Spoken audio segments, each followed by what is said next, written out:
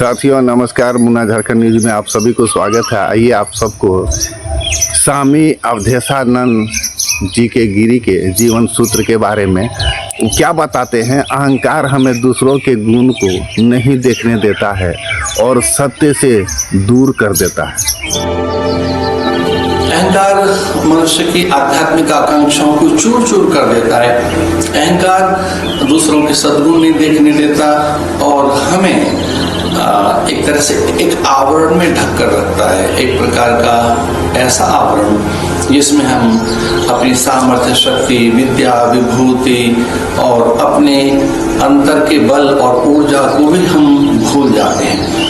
अहंकार के कारण व्यक्ति केवल कुछ वस्तुओं तक सीमित रहता है, अपने पद और प्रतिष्ठा तक, अथवा अपने शारीरिक सौंदर्य और अपनी मासलता, कमनीयता, मादकता के साथ, या अपनी। बहुत ध्यान पूर्वक से सुने और स्वामी जी की बात है और स्वामी कोई ख़राब चीज़ नहीं बताते हैं। आइए आप लोग को बहुत अच्छा वाणी सुनाने के लिए जा रहे हैं स्वामी अवधेशानंद जी का जीवन सूत्र में क्या बीता था और क्या वो कहने के लिए चाहते हैं।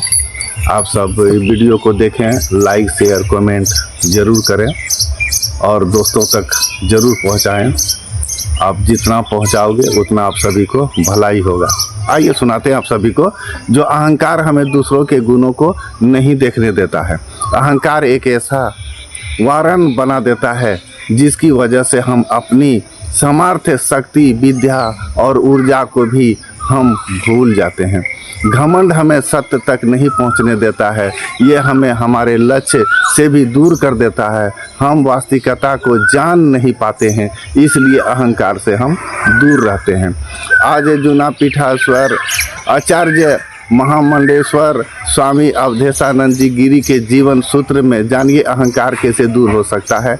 हम संबंधों में जागरूक रहने के लिए बहुत इसलिए कि स्वाभाविक है कि हम अपनों से अपेक्षा भी रखते हैं। अपेक्षा दुख की जननी है।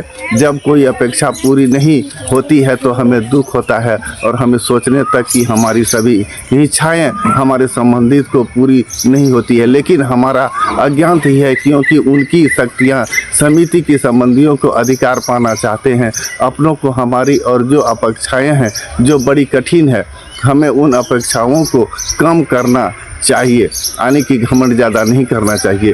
आज जूना पीठेश्वर आचार्य महालेश्वर स्वामी अवधेशानंद जी गिरी की जीवन सूत्र में जानिए संबंध में दूरियां कब बढ़ जाती है।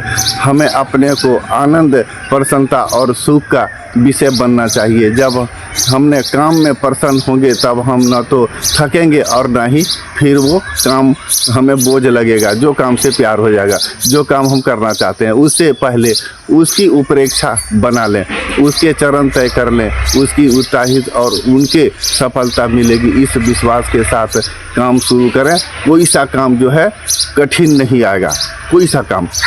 आज जूना पीठेश्वर आचार्य महामंडेश्वर स्वामी अवधेशानंद जी गिरी के जीवन सूत्र में जानिए छोटे काम में बड़ी सफलता कैसे मिल सकती है। उन्होंने बताया कि आप अगर छोटा छोटा काम करते हैं तो बड़ा उसमें आपको कैसे सफलता मिलने का संभावना रहता है।